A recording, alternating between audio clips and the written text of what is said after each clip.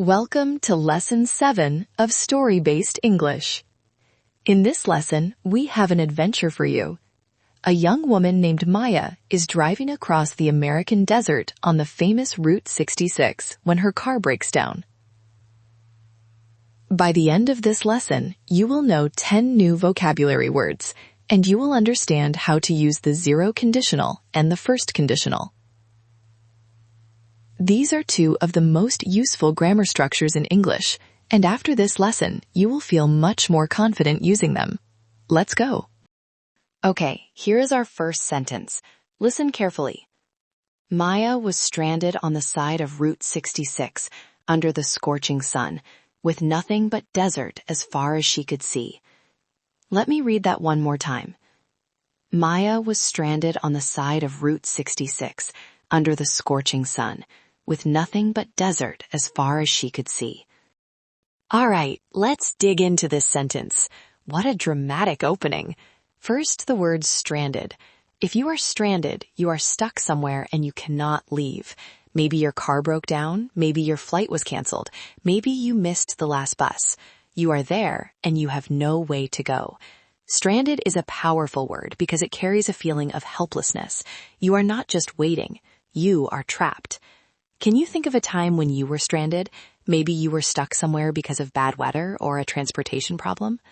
It happens to everyone at some point. Now, the second word is scorching. Scorching means extremely hot. Not just warm, not just hot, but burning hot. If you touch something scorching, it might burn you. A scorching day means the sun is so intense that you can feel the heat on your skin. Think of the difference. Warm is comfortable. Hot is uncomfortable. Scorching is almost unbearable. Now let's look at the grammar. This sentence does not contain a conditional itself, but it sets up a perfect context for one. Let me introduce our first grammar point, the zero conditional. The zero conditional is used for general truths and facts, things that are always true. The structure is if plus present simple, then present simple. For example, if you drive in the desert, you need water. If the sun is strong, it gets very hot. If a car breaks down, the driver has a problem. These are not about specific situations. They are about things that are always true. If you drive in a desert, you always need water. It is a fact. Why is this important here? Because the whole story is about a situation that follows these general rules. If you drive on Route 66 in summer, it is scorching hot. If your car breaks down in the desert, you are stranded. These are zero conditional truths. Great work on the first sentence. Now let's find out why Maya's car stopped working. Here is sentence 2. Her car had stalled without warning, and if she did not find help soon, she would be stuck there all night. One more time. Her car had stalled without warning, and if she did not find help soon, she would be stuck there all night. Oh, the tension is building. Let's break this down. First, the word stalled. When a car stalls, it stops working suddenly. The engine dies. You are driving, and then suddenly the car just stops. We can also use stall for other things. A conversation can stall, meaning it stops flowing. A project can stall. Reception used the same way. I have no signal and I have no reception mean the same thing. Now, here is the big grammar moment. Look at this part. If she did not find help soon, she would be stuck there all night. This is the first conditional. Wait, actually, let me correct myself. This is very close to the first conditional pattern, but the verb forms are past because the whole story is in past tense. In its standard form, the first conditional looks like this. If plus present simple, will plus base verb. For example, if she does not find help, she will be stuck. If it rains, we will stay inside. If you study hard, you will pass the exam. The first conditional is about real possibilities in the future, things that are likely or possible to happen. Here is the key difference from the zero conditional. The zero conditional is about things that are always true. The first conditional is about specific future situations. If you heat water, it boils. That is always true. Zero conditional. If you heat this water, it will boil. That is about a specific moment. First conditional. Does that difference make sense? Great. Excellent. Now let's see what Maya decides to do in this difficult situation. Here is sentence 3. She walked to the nearest shade, an old gas station, where the engine had probably overheated from the long desert drive. Let me read that again. She walked to the nearest shade, an old gas station, where the engine had probably overheated from the long desert drive. Now, here is where things get interesting. First, the word shade. Shade is a cool, dark area that is protected from the sun. When you stand under a tree on a hot day, you are standing in the shade. Shade is not the same as shadow. A shadow is the dark shape on the ground made by an object blocking the light. Shade is the cool area itself. You sit in the shade, but you stand in someone's shadow. Can you think of a time when you really needed shade? Maybe a very hot day at the beach or in a park? In the desert, shade can save your life. Now, the second word is overheated. When something overheats, it becomes too hot and stops working properly. Car engines overheat when they run for too long without enough coolant. Your laptop can overheat if you use it for many hours without a break. The word is made of over plus heated. Over means too much. Heated means hot. So overheated means too hot. Remember the word scorching from sentence 1? It makes sense that the engine overheated, right? If you drive on a scorching day without stopping, the engine gets too hot. That is actually a zero conditional truth. If you drive in extreme heat, the engine overheats. You see how our grammar connects to real life? Okay, let's pause here for a quick review. We are halfway through the story. We have learned some really useful words so far. Do you remember what stranded means? Right, it means stuck somewhere with no way to leave. And what about stalled? Exactly. When an engine stalls, it stops working suddenly. And our grammar, can you remember the difference between zero conditional and first conditional? Great. Zero conditional is for things that are always true. First conditional is for specific future possibilities. You are doing really well. Let's continue. Here is sentence 4. A passing truck driver told her that unless she called a tow truck, nobody would come to this part of the road until morning. One more time. A passing truck driver told her that unless she called a tow truck, nobody would come to this part of the road until morning. Oh, this sentence is very important for our grammar lesson. First, the vocabulary. A tow truck. A tow truck is a special truck that carries or pulls broken down cars to a repair shop. If your car cannot move, you call a tow truck. The tow truck driver hooks your car to the truck and takes it to a mechanic. The verb is to tow, which means to pull something behind you. The truck tows the broken car. Have you ever needed a tow truck? It is not a fun experience, but it is good to know the word. Now, the grammar. Look at this part. Unless she called a tow truck, nobody would come. The word unless is a very powerful connecting word. It means if not. So this sentence means if she did not call a tow truck, nobody would come.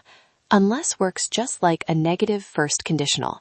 Instead of saying, if you do not study, you will fail, you can say, unless you study, you will fail. Same meaning, just a different way of saying it. The structure is unless plus present simple, will plus base verb, or in past narrative, unless plus past simple, would plus base verb. Why is unless so useful? Because it sounds more natural in many situations. English speakers use unless a lot in everyday conversation. If I say, unless it rains, we will go to the park, it sounds smooth and natural. Here is a nice connection to what we learned earlier. Remember the first conditional from sentence 2? If she did not find help, she would be stuck. Now we have the same idea expressed with unless. These two structures work together beautifully. The situation is getting tense. Let's see what happens next. Does Maya get help? Here is sentence 5. Grateful for the kind stranger's help, she managed to reach a mechanic who said a detour through the mountains would be faster than waiting for parts. Let me read that again. Grateful for the kind stranger's help, she managed to reach a mechanic who said a detour through the mountains would be faster than waiting for parts. Okay, things are looking better for Maya. Let's look at two important words here. First, grateful. Grateful means feeling thankful. When someone helps you and you feel warm appreciation, you are grateful. It is a beautiful word because it goes beyond just saying thank you. Being grateful is a deep feeling. You can be grateful for small things, a hot cup of coffee, a sunny day, a friend's smile, or big things, someone saving your life, a scholarship, a kind stranger on a desert road. What are you grateful for right now? Think about it for a moment. It is a nice thing to do. Now, the second word is detour. A detour is a different route you take when the usual road is blocked or unavailable. If there's construction on the highway, you take a detour around it. Detour can also be used in a more general sense. If your life plan changes and you do something unexpected first, people might call that a detour in life. Here is a nice connection. Remember being stranded from sentence 1? Maya was stranded, but now she has a plan. The detour gives her a way forward. It is not the route she planned, but it is a solution. That is a good life lesson too, right? Sometimes a detour leads to something better than the original plan. Maya has found a way forward. Let's see how the story ends. Here is our final sentence. Listen carefully. Looking back, she realized that if you face a problem with patience, you always find a way, and that detour through the mountains became the most memorable part of her trip. One last time. Looking back, she realized that if you face a problem with patience, you always find a way, and that detour through the mountains became the most memorable part of her trip.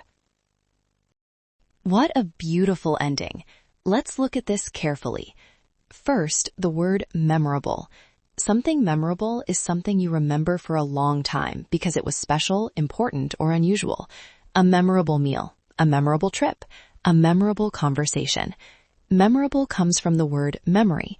If something creates a strong memory, it is memorable. What is the most memorable trip you have ever taken? Maybe it was not the trip you planned, but the unexpected parts that made it special. That is exactly what Maya discovers. Now, the grammar. Look at this part. If you face a problem with patience, you always find a way. This is a zero conditional sentence inside the story. Both verbs are present simple.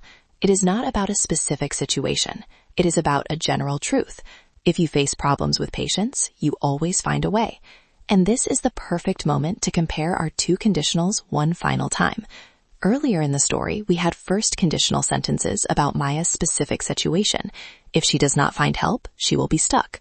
That is about her, right now in that specific moment. But now, at the end, Maya has learned a life lesson, and she expresses it as a zero conditional. If you face problems with patience, you always find a way. This is not about her. This is about everyone. It is a universal truth. Do you see the difference? First conditional is personal and specific. Zero conditional is universal and general. And that is the whole point of this lesson. You now know when to use each one, and you can feel the difference in meaning. That is real language understanding. All right, now that we have broken everything down, let's listen to the entire story one more time, from beginning to end. Just listen and follow along. Maya was stranded on the side of Route 66, under the scorching sun, with nothing but desert as far as she could see. Her car had stalled without warning, and if she did not find help soon, she would be stuck there all night. She walked to the nearest shade, an old gas station, where the engine had probably overheated from the long desert drive. A passing truck driver told her that, unless she called a tow truck, nobody would come to this part of the road until morning. Grateful for the kind stranger's help, she managed to reach a mechanic who said a detour through the mountains would be faster than waiting for parts. Looking back, she realized that if you face a problem with patience, you always find a way, and that detour through the mountains became the most memorable part of her trip. And that was our story for this lesson. What a journey! And that is a wrap for this lesson. You did excellent work. Let's look at everything you learned. Vocabulary. You learned 10 new words. Stranded, scorching, stalled, signal, shade, overheated, tow truck, detour, grateful, and memorable. 10 new words. Grammar. We covered 2 major conditional structures. The zero conditional for general truths, and the first conditional for specific future possibilities. You also learned how to use unless as an alternative to if not. And you discovered the subtle but powerful difference between talking about universal truths and specific situations. Be proud of yourself. You are making real progress. Head over to the quiz section to test yourself on this lesson's vocabulary and grammar, and practice what you have learned in the role play section, where you can try using conditionals in a real conversation with an AI partner. See you in the next lesson.